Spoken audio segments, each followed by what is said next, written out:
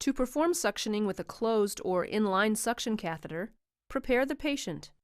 And if a respiratory therapist has not already attached the closed suction catheter to the mechanical ventilator circuit, or if the inline suction catheter requires changing, open a suction catheter package using aseptic technique. Then put on clean gloves.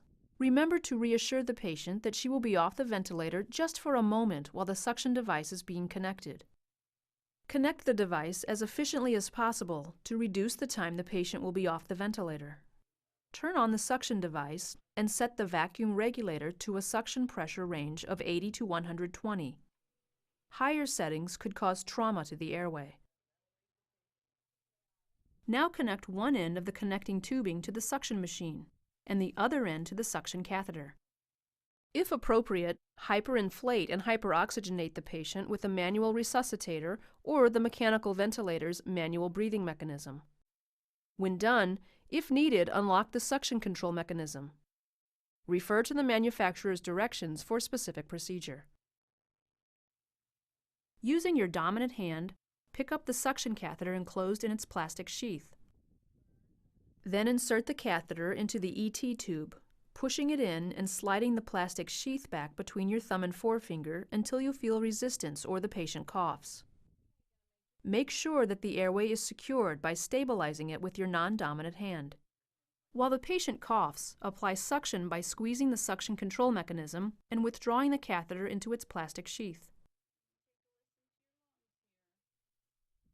Then reassess the patient's cardiopulmonary status,